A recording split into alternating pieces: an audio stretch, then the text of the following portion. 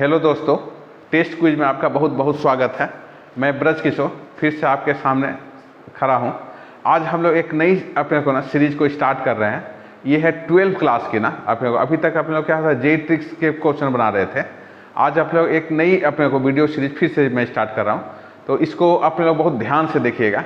आज का जो वीडियो सीरीज है ये क्या 12th क्लास का अपने लोगों का फर्स्ट चैप्टर से हम लोग स्टार्ट कर रहे हैं। तो पहला जो चैप्टर है ये क्या है 12th क्लास में, ये इलेक्ट्रोस्टैटिक है ना।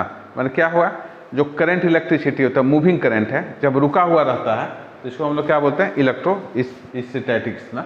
तो हम लोग अपने को दिखा रहे हैं कि इलेक्ट्रोस्टैटिक है क्या। तो इसको हम लोग हिंदी में क्या बोलते हैं, वैद्युत आवेश ना, वैद्युत आवेश। तो क्या हुआ, जब अपने को बहुत सारे चार्ज है और चार्ज क्या हुआ, एक जगह अपने को इकट्ठा है, रुका हुआ है, अपने को मोशन में नहीं है। जब चार्ज क्या है, रुका हुआ है, तो इस टाइप का जो अपने को जो अपने पढ़ते हैं इसको हम लोग क्या बोलते हैं, इलेक्ट्रोस्टैटिक ना, या विद्युत आवेश बोलते हैं। ठीक है, तो हम लोग और आगे निकलते हैं। तो electric charge at the rest ना, मैंने क्या होगा, इलेक्ट्रिक चार्ज मोशन में नहीं होना चाहिए, रुका होना चाहिए। जब ये रेस्ट में होगा तो इसको हम लोग क्या बोलते हैं, इलेक्ट्रोस्टैटिक अपने को फोर्स है, इलेक्ट्रोस्टैटिक फोर्स है ना। तो क्या होगा, between behaviour of the material ना, ये इलेक्ट्रोस्टैटिक फोर्स है सभी मटेरियल के अंदर है। हम लोग जानते हैं कि जितने मटेरियल सब एटम से बने हुए हैं, और एटम किससे बने हुए हैं, इलेक्ट्रॉन, प्रोटॉन और न्यूट्रॉन से। तो ये इलेक्ट्रिक चार्ज है, द फोर्सेस बिटवीन देम ना, their behaviour of the materials है ना, ये सभी मटेरियल के अंदर क्या होगा, ये हमेशा यहाँ पर रहता है। ठीक है, तो हम लोग और आगे निकलते हैं। तो हम लोग सबसे पहले देख रहे हैं कि इलेक्ट्रिक फोर्स क्या है, उसको अपने लोग कैसे निकालते हैं। इलेक्ट्रिक फोर्स को अपने लोग यहाँ पर सबसे पहले समझते हैं। तो आइए यहाँ से और आगे हम लोग इलेक्ट्रिक फोर्स करते हैं। तो ये है क्वेश्चन कि इलेक्ट्रिक फोर्स आ कहाँ से रहा है ना।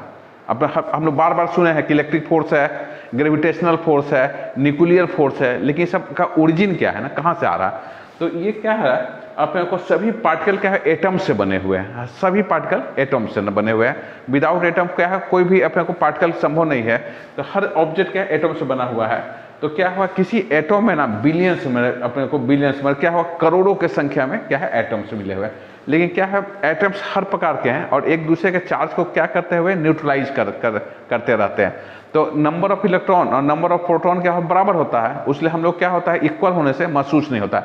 लेकिन जब यही अपने को इलेक्ट्रॉन प्रोटॉन का क्या संख्या कम ज़्यादा होता है, तो इसके कारण क्या होगा, जो हमारा चार्ज प्रोड्यूस होता है इसको हम लोग क्या बोलते हैं, इलेक्ट्रोस्टैटिक फोर्स बोलते हैं, है ना।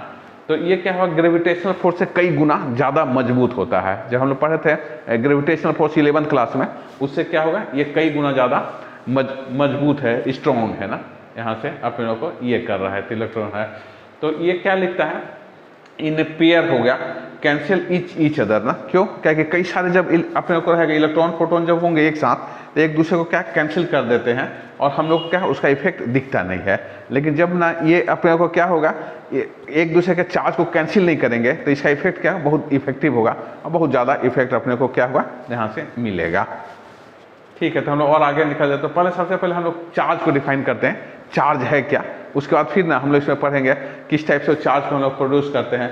तो क्या है, कोई भी एटम में 3 प्रकार के अपने को पार्टिकल से बना है। क्या है, पॉजिटिवली चार्ज है, क्या है, न्यूक्लियस है, अपने पॉजिटिव चार्ज है। न्यूक्लियस में क्या है, न्यूट्रॉन और अपने को प्रोटॉन है, और उसके चारों तरफ क्या हो रहा है, इलेक्ट्रॉन क्या है उसमें रिवॉल्व कर रहा है, घूम रहा है। तो इस पर अपने लोगों का यहाँ पर चारों ओर ये मूव कर रहा है। तो हम लोग क्या होगा, प्रोटॉन को हमेशा क्या करते हैं, पॉजिटिव चार्ज से दिखाते हैं, है ना। प्रोटॉन होगा ये ऑलवेज क्या होगा, पॉजिटिव चार्ज होगा। और जो होगा न्यूक्लियस जो होगा, और जो उसके चारों तरफ क्या इलेक्ट्रॉन मूव करता रहता है, वो क्या होगा, हमेशा निगेटिव चार्ज होगा, है ना। तो क्या होगा, अपने को इक्वल चार्ज होगा। जो इलेक्ट्रॉन होगा आपस में क्या करेगा, रिपेल करेगा, और प्रोटॉन होगा वो क्या होगा, आपस में रिपेल करेगा। लेकिन जब अपोजिट चार्ज होगा तो दूसरे को क्या अट्रैक्ट करता है ना, एक दूसरे को क्या अपने तरफ खींचते हैं ना, जब अपोजिट चार्ज होगा। तो ये अपने को क्या होगा, प्रोटॉन का प्लस चार्ज होगा, हम लोग हमेशा प्रोटॉन को प्लस से दिखाते हैं, और इलेक्ट्रॉन होगा उसको क्या होगा, निगेटिव चार्ज से ना यहाँ पर दिखाते हैं। तो अपने को जो होगा, तो attraction and repulsion behaviour give the object है ना इट्स चार्ज ना, मतलब उसका किस टाइप का चार्ज है उसके ऊपर आपको क्या पता चलेगा कि ये पॉजिटिवली चार्ज है या क्या है, निगेटिवली चार्ज है, किस टाइप का चार्ज है ना। तो आप ध्यान थोड़ा सा रखिएगा, जो भी अपने को एटम्स होगा वो हमेशा क्या डिफरेंट टाइप के चार्ज से बने होंगे, और चार्ज दो टाइप का होगा। एक पॉजिटिव चार्ज, जो प्रोटॉन होगा उसको हम लोग क्या बोलते हैं पॉजिटिव चार्ज, और जो इलेक्ट्रॉन होगा उसको क्या नेगेटिव चार्ज। ये दो चार्ज से मिलकर अपना ये सभी एटम यहाँ से बने हुए हैं। तो हम लोग ना थोड़ा सा उसके अपने को एटम्स कैसे बने हुए हैं, उसके क्या गुण हैं, उसको हम लोग थोड़ा सा यहाँ पर आइए और देखते हैं। तो यहाँ से और आगे हम लोग निकलते हैं। तो ऑल इलेक्ट्रॉन क्या होगा, आइडेंटिकल होगा, मतलब जितने इलेक्ट्रॉन कोई भी आइटम होगा वह हमेशा क्या होगा इक्वल होगा, है ना। और उसका मास क्या होगा सेम होगा, और क्वांटिटी ऑफ चार्ज भी क्या होगा सेम होगा जहाँ भी इलेक्ट्रॉन होगा।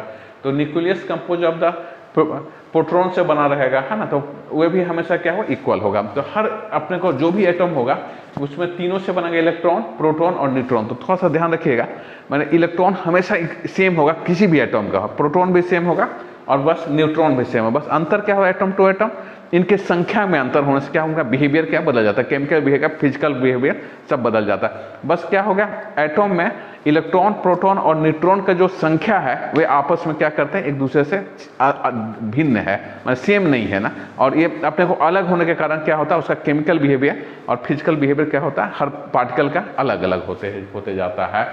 तो ये ना अपने को जो भी होगा इससे बना है, तो है ना।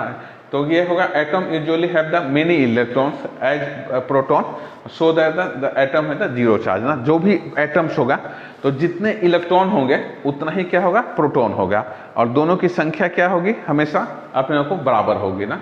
तो ये संख्या क्या होगा हमेशा एक दूसरे से इक्वल होगा, बराबर ऐसा यहाँ पर रहेगा। ठीक है, तो हम लोग और आगे देखते हैं। तो कुछ ना फंडामेंटल रूल्स होते हैं ना इलेक्ट्रोस्टैटिक्स के, उसको थोड़ा सा ध्यान रखिएगा। क्या है फंडामेंटल रूल, ये हमेशा होगा ना, मतलब कभी क्या होगा ये जो नियम है ना हर ऑब्जेक्ट के लिए हर जगह हमेशा क्या होगा यही रूल होगा। तो उसको हम लोग क्या बोलते हैं फंडामेंटल रूल्स होगा। तो इससे आगे हम लोग यहाँ पर निकलते हैं फंडामेंटल रूल्स है। तो लाइक चार्जेस रिपेल ना, मतलब हमेशा सेम चार्ज होगा, आइदर वे प्रोटॉन हो या इलेक्ट्रॉन हो, सेम चार्ज क्या होगा आपस में क्या करेगा रिपेल करेगा, और अपोजिट चार्ज जो होगा एक दूसरे को क्या करेगा अट्रैक्ट करेगा ना। तो चार्ज क्या होगा अपोजिट होगा तो एक दूसरे को अपने को क्या करेगा अट्रैक्ट करेगा, और लाइक चार्ज जो होगा तो अपने को क्या करेगा ये रिपेल करेगा ना। तो लाइक चार्ज क्या करेगा रिपेल करेगा, अपोजिट चार्ज क्या करेगा अट्रैक्ट करेगा ना, हाँ ना हमेशा आपस में। तो ये अपने लोगों का ये यहाँ से ऐसा होगा। तो एक ना हम लोग वर्ड ना आयंस का यूज करते हैं, आयंस है। तो आयंस क्या है कुछ नहीं है एक एटम से है, आइदर वे इलेक्ट्रॉन को गेन कर लिया है या इलेक्ट्रॉन को क्या क्या लूज कर दिया। तो उसके कारण क्या है अब ये ना न्यूट्रल नहीं है। जब एटम क्या न्यूट्रल नहीं रहता है तो उसको हम लोग क्या बोलते हैं आयंस बोलते हैं, है ना। एक वर्ड का हम लोग यूज करते हैं हमेशा। तो सभी क्या होगा एटम्स क्या होगा हमेशा न्यूट्रल नहीं है, तो उस पर कुछ ना कोई एक चार्ज क्या होगा पहले से रहता है, कुछ अपने को चार्ज जब एटम्स रहते हैं उसको हम लोग क्या बोलते हैं आयंस बोलते हैं। तो क्या है पॉजिटिव चार्ज अपने को balance the total negative charge the atom is the neutral ना। याद रखिएगा जितने इलेक्ट्रॉनिक चार्ज है और जितने क्या पॉजिटिव चार्ज है दोनों आपस में क्या इक्वल है, तो इसमें हम लोग क्या बोलते हैं यहाँ पे न्यूट्रल है। लेकिन एक particle remove from the atom ना, एक पार्टिकल को एटम से हटा दिया जाए तो क्या है ये आयन बन जाता है ना। कोई ना कोई एक चार्ज पार्टिकल को इसमें क्या करना रिमूव कर देना है, तो ये क्या होगा इसमें कुछ ना कुछ अपने को चार्ज पहले से आ जाता है, और इस टाइप के एटम जो होते हैं उसको हम लोग क्या बोलते हैं आयन्स बोलते हैं, है ना। तो अपने लोग ना यहाँ से तो यदि एक पॉजिटिव आयन होगा तो आयन दो प्रकार के होगा, एक क्या होगा पॉजिटिव आयन होगा और एक क्या होता है निगेटिव आयन होगा। तो क्या होगा कि अपने को ना प्रोटॉन क्या होता है सेंटर में होता है, तो आप उसको मूव नहीं कर सकते हैं। जो मोशन में होता है जब मूवमेंट होता है खाली इलेक्ट्रॉन होता है, क्योंकि अपने जानते हैं कि जो ये भी पार्टिकल बना हुआ तो यहाँ पर क्या है प्रोटॉन और प्लस क्या है न्यूट्रॉन है, और क्या है इलेक्ट्रॉन है ये सब तरफ अपने को क्या करता है मूव करते रहता है, इलेक्ट्रॉन से मूव। तो अपने ना प्रोटॉन और ना न्यूट्रॉन को कभी हम लोग मूव नहीं करा सकते हैं। जो मूव होगा ये सिर्फ क्या है इलेक्ट्रॉन क्या हो एक अपने को एटम से दूसरे एटम में क्या ट्रांसफर होता है। तो क्या होगा पॉजिटिव आयन कब होगा एक इलेक्ट्रॉन यहाँ से निकल के दूसरे पार्टिकल में चला गया है ना, ये क्या हो इलेक्ट्रॉन ट्रांसफर हो गया एक पार्टिकल से दूसरे पार्टिकल में ट्रांसफर हो गया। तो अब क्या हुआ यहाँ एक ना ये हो जाएगा इलेक्ट्रॉन की कमी हो जाएगी और यहाँ प्रोटॉन क्या हो एक ज़्यादा हो जाएगा। तो इस टाइप के जो अपने को आयंस क्रिएट हो गए या एटम्स क्रिएट हो गए उसको हम लोग क्या बोलेंगे पॉजिटिव आयंस ना, ऐसा रह करके। तो उसी तरह से क्या होगा कि जो गेन कर लिया ना जिसके ऊपर इलेक्ट्रॉन चला गया उस पर क्या हो इलेक्ट्रॉन की संख्या बढ़ जाएगी, और ऐसे जो अपने को आयंस हो गए उसको हम लोग क्या बोलते हैं अपने को निगेटिव चार्ज ना या निगेटिव आयन ना। तो आयन दो प्रकार के होंगे, एक पॉजिटिव एक निगेटिव, थोड़ा सा ध्यान रखिएगा यहाँ से। ठीक है, तो इसका ना रिमूवल ऑफ इलेक्ट्रॉन जो होगा कैसे होगा, कैसे हम लोग ना आइटम को ना ये क्या होगा किसी तरह से इलेक्ट्रॉन को कैसे रिमूव करेंगे उसको यहाँ से देखते हैं। तो क्या हुआ, the inner electron are bound very tightly to the atom ना, मतलब अंदर वाले जो इलेक्ट्रॉन हो गए, जो सेल होते हैं, अपने जानते हैं कि इलेक्ट्रॉन में कई सारे सेल होते हैं, तो अंदर वाले जो सेल होते हैं वे क्या हुआ बहुत जोर से ना अपने को या बहुत टाइटली क्या होता है बॉन्ड होते हैं, है ना। आउटर मोस्ट इलेक्ट्रॉन अपने को of atom are bound loosely ना, और इसको हम लोग क्या करते हैं आसानी से ना एक जगह से दूसरे को ट्रांसफर कर सकते हैं या एक अपने एटम से ना हटा सकते हैं। तो थोड़ा सा इसको मैं दिखा रहा हूँ। तो ये क्या हुआ न्यूक्लियस हो गया, न्यूट्रॉन प्रोटॉन, और इसके ऊपर क्या हो रहा है आपका ये जो मूव कर रहा है ये सब क्या हुआ इलेक्ट्रॉन ऐसा मूव कर रहा है ना ऐसा। तो ये सब बहुत जोर से टाइटली बॉन्ड होते हैं, क्यों, क्योंकि अपने को क्या न्यूक्लियस के पास में है, जो बाहर वाले जो अपने को ये इलेक्ट्रॉन होते हैं ना ये क्या होता है उतने जोरों से नहीं पकड़े रहते हैं, ये बाहर वाले इलेक्ट्रॉन है। तो इसको ना हम लोग क्या कर सकते हैं एक ऑब्जेक्ट से दूसरे ऑब्जेक्ट में क्या है बड़ा आराम से इसको पास करा सकते हैं, है ना। तो यहाँ से अपने लोगों का यहाँ पर भेज सकते हैं।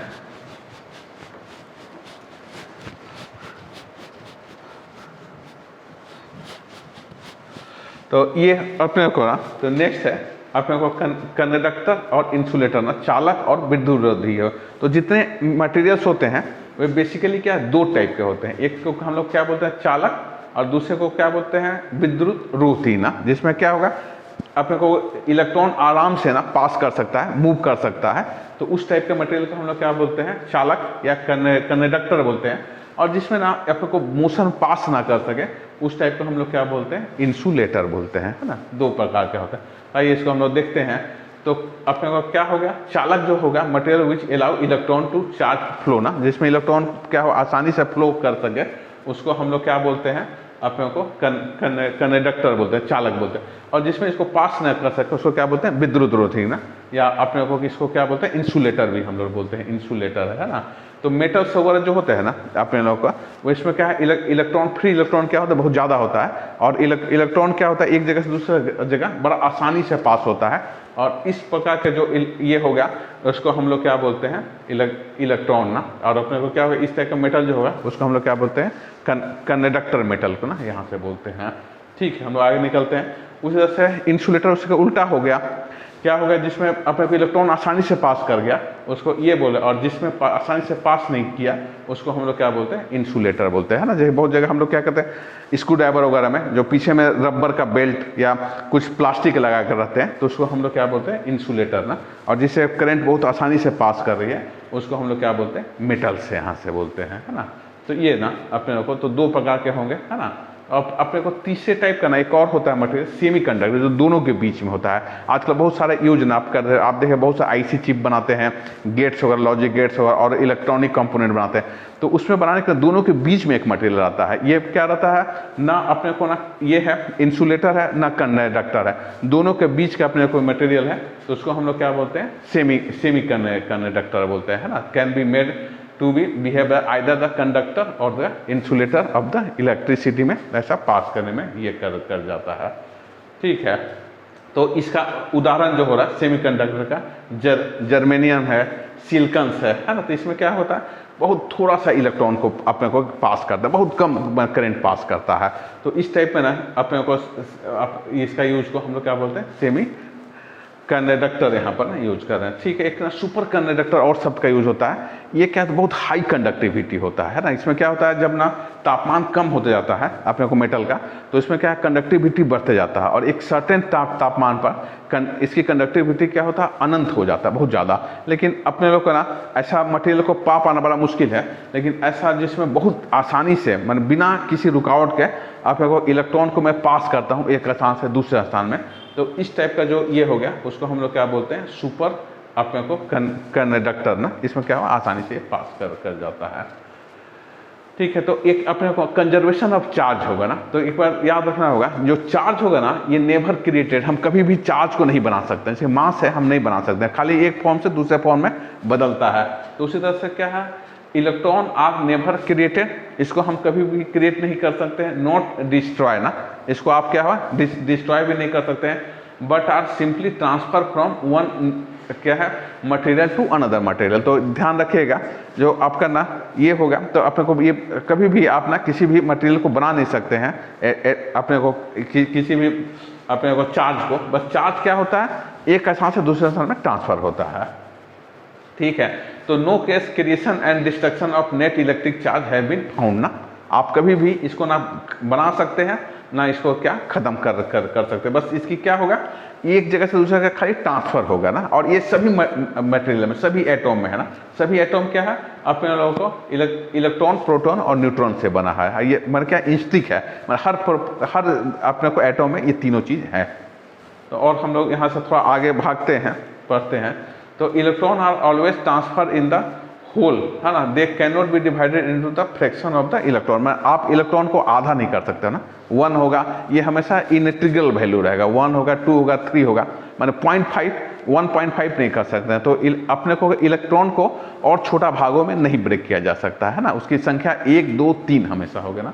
तो ये दिख रहा है electron are always transfer whole ना, they can not be divided into fraction of electron ना, मतलब फ्रैक्शन क्या 0.5 0.25 इस टाइप का इलेक्ट्रॉन नहीं मिलेगा, हमेशा 1 मिलेगा 2 मिलेगा 3 मिलेगा। तो अपना इलेक्ट्रॉन को फ्रैक्शन में नहीं ट्रांसफर किया जाता, सबसे छोटा यूनिट जो होगा चार्ज का वह क्या इलेक्ट्रॉन होगा, और उसको मैं कभी भी ट्रांसफर नहीं कर सकता हूँ है ना, मैं उसको और छोटा भाग में नहीं बांट सकता हूँ, ठीक है। तो और हम लोग तो इसके बाद ना हम लोग कैसे कोई चीज़ को चार्ज करते हैं, तो चार्जिंग करने के लिए बहुत सारा एक क्या फ्रिक्शन से हम लोग ना क्या कर सकते हैं चार्ज कर सकते हैं। फ्रिक्शन से क्या दो मटेरियल है और एक पर रब करते हैं तो इलेक्ट्रॉन क्या है एक से दूसरे पर ट्रांसफर कर जाता है। तो इस टाइप का जो अपने को चार्जिंग होता है उसको क्या बोलते हैं चार्जिंग बाई फ्रिक्शन। एक दूसरा मेथड और होता है चार्जिंग बाई इंडक्शन। तो इसमें हम लोग क्या करते हैं दो अपने को ये है मेटल है और इस पर क्या है कुछ चार्ज पार्टिकल को हमने एक चार्ज रॉड को यहाँ पर लेके आए। तो इस पर क्या है निगेटिव चार्ज है, ध्यान दीजिएगा इस पर क्या है अपने को निगेटिव चार्ज। तो निगेटिव चार्ज क्या करता है पॉजिटिव चार्ज को अट्रैक्ट कर लेगा। तो ये सब पॉजिटिव चार्ज क्या इधर आ रहा है और निगेटिव चार्ज क्या उसका अगेंस्ट हो क्या इसको रिपेल कर रहा है। तो ध्यान रखेंगे पहले क्या था दोनों ऑब्जेक्ट जो था न्यूट्रल था, कोई इस पर चार्ज नहीं था। मैं क्या किया एक चार्ज पार्टिकल को एक चार्ज रॉड को यहाँ लाया। तो इस चार्ज के कारण क्या हुआ अट्रैक्शन होने के कारण जितने अपने पॉजिटिव चार्ज है वो एक साइड आ जाएंगे और ये रिपेल करता है निगेटिव चार्ज इसलिए ये दूसरे साइड चल जाएंगे। तो ये अपने को ये ड्यू टू इसके कारण अपने को चार्ज का जो अपने को डिस्ट्रीब्यूशन होगा वो बी के फिगर में आ जाएगा। अब मैं ना क्या करता हूँ दोनों ऑब्जेक्ट को अलग कर लेता हूँ। तो अब क्या हुआ इस पर क्या एक एक्स्ट्रा पॉजिटिव चार्ज बन जाएगा और यहाँ पर क्या होगा एक्स्ट्रा निगेटिव चार्ज। मैं इसको हटा लेता हूँ तो ये क्या होगा पॉजिटिवली क्या होगा चार्ज हो जाएगा और ये क्या होगा निगेटिवली चार्ज हो जाएगा। तो कोई भी चीज़ को ना अपने को चार्ज करना है तो उसके लिए हम लोग ना दो मेथड का यूज करते हैं, आइदर फ्रिक्शन मेथड या दूसरा क्या हुआ इंडक्शन मेथड ना। तो इंडक्शन मेथड का यूज करके और अपने लोग ना यहाँ से ये कर लेते हैं।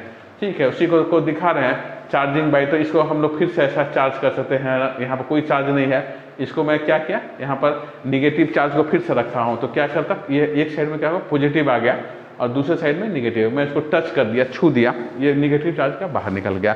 मैं इसको ना हटा दूंगा क्या होगा इस पर क्या टोटल क्या होगा पॉजिटिव चार्ज आ जाएगा है ना। तो आप ना किसी को ना इस मेथड से भी ना किसी पार्टिकल को बड़ा आराम से ना अपने को चार्ज किया जा सकता है ना यहाँ से।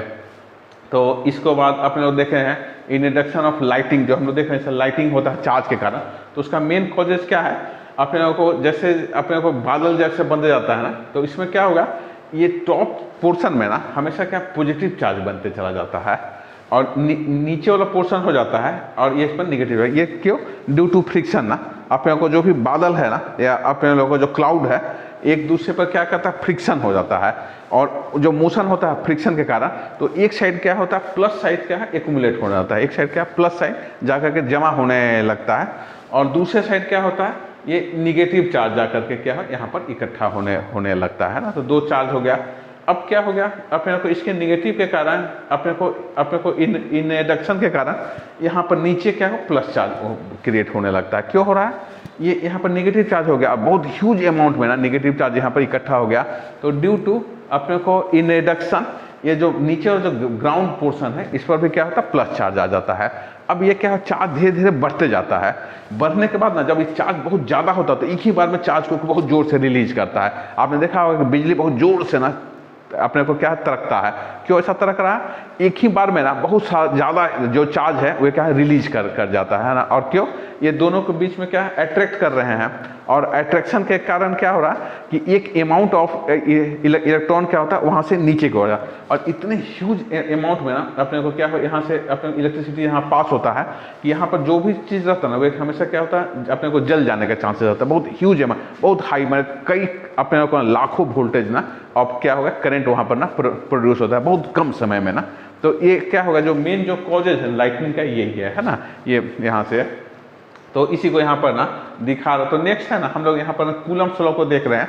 तो सबसे पहला लॉज है जो 2 में यहाँ हो गया है, थोड़ा सा यहाँ पर ना ये लाइन छूट गया है यहाँ पर, यहाँ। तो क्या होगा कूलम्ब्स लॉ क्या है, 2 चार्ज पार्टिकल होंगे, तो आइदर क्या होगा अपने को अट्रैक्ट करेंगे या दूसरे को ये क्या करेंगे रिपेल करेंगे, है ना। तो सेम चार्ज होंगे तो क्या होगा अट्रैक्ट करेगा, और अपने लोग का अपोजिट चार्ज होगा तो अट्रैक्ट करेंगे, अब सेम चार्ज होगा तो क्या होगा रिपेल करेगा, है ना। सेम चार्ज होगा तो रिपेल करेगा। तो ये फोर्स को हम लोग निकालने के लिए एक कांस्टेंट k हो जाता है, और Q1 Q2 upon d square. तो थोड़ा सा मैं इसको ऐसा दिखा रहा हूँ हल्का सा फिगर से। तो एक चार्ज है ये क्या है यहाँ Q1 चार्ज है, और एक दूसरा क्या है ये Q2 चार्ज है, और दोनों के बीच का ना डिस्टेंस क्या है हमारा ये है d है ऐसा। अब ये दोनों क्या होगा यदि सेम होंगे तो क्या होगा रिपेल करेगा ना, ये यदि सेम होगा तो ये क्या ऐसा रिपेल करेगा, और एक क्या प्लस होगा एक माइनस होगा तो क्या करेगा दूसरे को अट्रैक्ट करेगा, है ना। ये ऐसा प्लस होगा और माइनस होगा तो एक दूसरे को क्या करेगा ये अट्रैक्ट करेगा, है ना। तो ये दोनों के बीच में कितना फोर्स लगेगा इसको निकालने के लिए ना एक साइंटिस्ट ने अपने ये लॉ दिया था, उन्हीं के नाम से हम लोग लॉ को जानते हैं, ये क्या है कूलम्ब्स लॉ, है ना। तो दोनों के बीच का जो फोर्स होगा 2 चार्ज पार्टिकल के बीच के फोर्स को यदि निकालना होगा तो ये क्या होगा इक्वल टू k, एक कांस्टेंट कर जाता है, इसके कांस्टेंट की वैल्यू को बाद में डिफाइन करेंगे। और दोनों चार्ज का जो मैग्नीट्यूड है ये Q1 है और दूसरा चार्ज क्या है Q2 है, तो दोनों का जो मैग्नीट्यूड है वो क्या है Q1 इंटू Q2 हो गया, और डिवाइडेड क्या होगा दोनों के बीच का डिस्टेंस d है, ये हो गया d का स्क्वायर होगा। तो ये जो फोर्स अपने को निकालता है ना इस फोर्स को हम लोग क्या बोलते हैं कूलम्ब्स लॉ। और k की वैल्यू जो होती है 9 इंटू 10⁻9 ऐसा चला जाता है ना अपने लोगों का न्यूटन पर कूलम स्क्वायर, और हो गया क्या मीटर स्क्वायर ना, न्यूटन मीटर स्क्वायर या भाई कूलम स्क्वायर इसका जो यूनिट होता है, तो ये k को होगा। तो ये ना थोड़ा सा याद रखिएगा, अभी हम लोग ना कुछ क्वेश्चंस बनाएंगे तो यहाँ पर निकालने के लिए क्या होगा F बराबर Q1 Q2 अपॉन क्या हो जाएगा d स्क्वायर का यहाँ यूज करेंगे। तो ये होगा यूनिट ऑफ द चार्ज क्या होगा कूलम है, याद रखिए ना। हालांकि कूलम बहुत बड़ा यूनिट है ना। कोई भी अपने को जब भी ना इलेक्ट्रॉन का हम लोग चार्ज निकालते हैं तो कितना होता है 1.6 इंटू 10⁻⁻90 कूलम हो जाता है ना। सोचिए कितना है। तो कूलम क्या है बहुत बड़ी यूनिट है ना। और कैसे इसको डिफाइन किया है, यदि अपने लोगों का 1 कूलम का चार्ज है और 1 कूलम का चार्ज है और दोनों 1 मीटर के डिस्टेंस पर रखा हुआ है ना, और दोनों के बीच में जो फोर्स जो एक्ट हो रहा है वो यदि 1 न्यूटन का हो रहा तो इस टाइप के चार्ज को हम लोग क्या बोलते हैं 1 कूलम बोलेंगे, है ना। तो ये क्या होगा यूनिट ऑफ चार्ज के लिए हम लोग क्या करते हैं यहाँ पर कूलम का ना यूज यहाँ करते हैं यूनिट ऑफ चार्ज के लिए।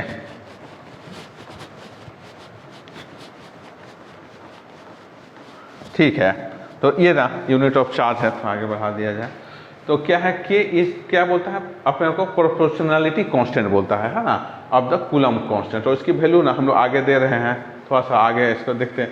तो के की वैल्यू ना ये आ जाता है 9 अपने को के ऊपर यहाँ 690 और न्यूटन मीटर स्क्वायर बाई क्या होता है कूलम स्क्वायर, है ना। यहाँ पर भी एक ऐसा छूट गया ये ब्रैकेट बाई कूलम स्क्वायर।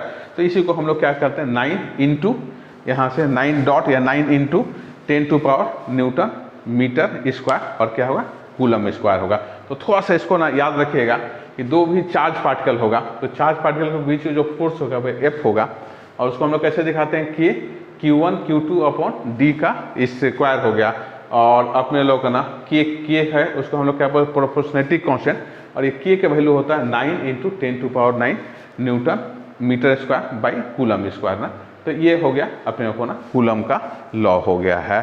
ठीक है, तो ये हो गया है कूलम्स लॉ का। थोड़ा सा यहाँ पर ये है, थोड़ा सा इसको भी ध्यान रखिएगा, ये आगे हम लोग को न्यूमेरिकल बनाने में काम आएगा आपका हमेशा। द फोर्स बिटवीन 2 चार्जेज ना depends on the magnitude of the charges and the distance between them ना, दोनों के बीच में कितना डिस्टेंस है। Force between two charges depend on the magnitude of the charges and the distance between them ना, दोनों के बीच में कितना डिस्टेंस है इसके ऊपर डिपेंड करेगा, है ना। तो आगे हम लोग निकलते हैं। तो ये वैल्यू जो होगा फोर्स बराबर कि Q1 Q2, Q1 क्या है चार्ज का जो वैल्यू है Q1 पर पहले पर, Q2 क्या है सेकेंड पर, और D क्या है दोनों के बीच का डिस्टेंस, और K है प्रोपोर्शनलिटी कांस्टेंट जो कि याद रखिएगा वैल्यू होता है 9 × 10⁹ ना, न्यूमेरिकल बनाते समय हम लोग ना यहाँ पर यूज करते हैं। तो एक छोटा सा ना अपने बस लास्ट है, एक छोटा सा क्वेश्चन को हम लोग बना के दिखा रहे हैं। तो क्या हो रहा है कि एक क्वेश्चन से यहाँ पर लिख रहा है, तो एक यहाँ पर चार्ज क्या दे रहा है Q1 है और इसकी वैल्यू दे रहा है, तो मान ले 3 अपने को क्या है कूलम है ना यहाँ चार्ज, और ये क्या है पॉजिटिव चार्ज है। दूसरा क्या है अपने को Q2 और है, तो इस पर मान ले कि 6 कूलम का है और 6 कूलम है, और दोनों के बीच में ना अपने को कुछ डिस्टेंस एक दे रहा है, मान ले जाए डिस्टेंस बराबर अपने लोगों का भी 3 मीटर ऐसा दे रहा है ना। अब दोनों के बीच में ना फोर्स को निकालना है, दोनों क्या है पॉजिटिव चार्ज है, तो ध्यान रखिएगा दोनों जब पॉजिटिव होगा तो फोर्स क्या होगा रिपेल करेगा ना, रिपल्सल फोर्स आएगा, मैंने एक ये इधर भागने की कोशिश करेगा, ये ऐसा रहेगा। यदि ना आपका एक प्लस और एक निगेटिव दिया रहेगा ना, चार्ज का यदि नेचर क्या होगा अलग है, तो एक दूसरे को क्या करेगा अट्रैक्ट करेगा। तो थोड़ा सा इसको बनाते समय क्वेश्चन को ध्यान रखिएगा, ये दोनों चार्ज क्या पॉजिटिव है या दोनों का चार्ज क्या अपोजिट नेचर के हैं। दोनों निगेटिव भी होगा तो भी क्या रिपेल होगा, दोनों पॉजिटिव होगा तो भी रिपेल। एक पॉजिटिव एक निगेटिव होगा तो क्या करेगा अट्रैक्ट करेगा, और अपने को सेम होगा दोनों का वैल्यू तो क्या होगा रिपेल करेगा। तो ये हम लोग को ना फोर्स को बस निकालने के लिए बोल रहा है, तो हम लोग ना एकदम बहुत सिंपल सा इसका यूज कर लेंगे। तो फोर्स F बराबर हम जानते हैं K है ना, और क्या हो जाता था Q1, और ये हो गया क्या Q2 अपॉन क्या है D का इस स्क्वायर ना, ये अपने लोगों का ये आ जा रहा है D स्क्वायर। तो मैं ना बहुत सिंपल से फोर्स को निकालने के लिए बोल रहा है, दोनों के अपने डिस्टेंस दे रहा है और ये अपने को D दिया हुआ है, तो मैं इस फोर्स को यहाँ से निकाल रहा हूँ। तो F बराबर क्या लिख दिया K के वैल्यू हम लोग तुरंत निकाले थे 9 × 10⁹ हो गया, और यहाँ पर क्या जा रहा है Q1 के वैल्यू, तो Q1 के वैल्यू 3 कूलम दिया हुआ है, तो ये हो गया 3, और इंटू ये क्या होगा अपने को 6 कूलम दिया है Q2, तो ये हो गया 6, और दोनों के बीच का ना डिस्टेंस क्या होगा 3 का स्क्वायर ना। तो मैं इसको ना सॉल्व करूंगा, तो क्या हो गया 9 × 10⁹ इंटू क्या होगा 3 × 6 और डिवाइडेड बाई 3 × 3 कर लिया, तो 3 से 3 कैंसिल और 3 से 2, तो कितना हो गया 9 × 18 × 10⁹ क्या होगा न्यूटन आ जाएगा ना, ये हो गया आपका न्यूटन होगा। तो ये अपने देखिए कितना ह्यूज फोर्स होगा ना। असल में क्या हो रहा है इतना बड़ी फोर्स क्यों आ रही है, 18 × 10⁹ बहुत ह्यूज फोर्स है। ये ह्यूज फोर्स क्यों आ रहा है, क्योंकि ये कूलम की वैल्यू ना बहुत बड़ी लिखा हुआ है, मैं 3 कूलम और 6 कूलम। रियल में क्या होगा जो ग्रेविटेशनल फोर्स होता है ना उससे कई गुना, मतलब अपने को करोड़ों गुना जो बड़ा क्या होता है अपने को इलेक्ट्रिकल फोर्स होता है। तो इलेक्ट्रिकल फोर्स जब भी होगा ना तो बहुत छोटे अमाउंट होने के बावजूद भी क्या होता है उसकी मैग्नीट्यूड क्या होता है बहुत बड़ा आता है। तो इसलिए ना अपने को क्या हो ये वैल्यू जो आ गई है ये थोड़ी सी हमेशा बड़ी आएगी कि मैं ये क्या वैल्यू लिया हूँ अपने को, और 3 कूलम्स क्या है बहुत बड़ी यूनिट है ना, बहुत बड़ा चार्ज है, तभी अपने को समझ क्या कि अपने को जो चार्ज की वैल्यू होती है बहुत छोटी होती है ना 1.6 × 10⁻19 ना, तो ये चार्ज बड़ा होने के कारण क्या हो रहा है यहाँ पर होगा। उसी तरह से मान लीजिए कि कोई दूसरा ऑब्जेक्ट और यहाँ पर कुछ ऐसा डाल दिया जाए तो यहाँ से 2 फोर्स एक्ट करने लगेगा। एक फोर्स क्या होगा ये एक्ट करेगा तो इसको क्या लिखेगा F1 लिखेगा, और दूसरा फोर्स क्या होगा F2 एक्ट करने लगेगा, और दोनों का जो ना वेक्टर रिजल्टेंट आएगा ना ये जो हो जाएगा उन लोगों का ऐसा अपने को आंसर आएगा। तो इसको हम लोग ना नेक्स्ट क्लास में बनाएंगे जब ना ज़्यादा अपने को 2-3 पार्टिकल रहेगा, तो उस केस में कैसे हम लोग ना इसको रिजल्टेंट निकालते हैं और उस केस में हम लोग टोटल फोर्स को फिर कैसे निकालेंगे। तो आगे के चैप्टर में ना हम लोग कुछ और देखेंगे रिजल्टेंट फोर्स वगैरह को निकालना, उसके बाद फिर हम लोग इलेक्ट्रिक। तब के लिए धन्यवाद है ना, धन्यवाद दोस्तों।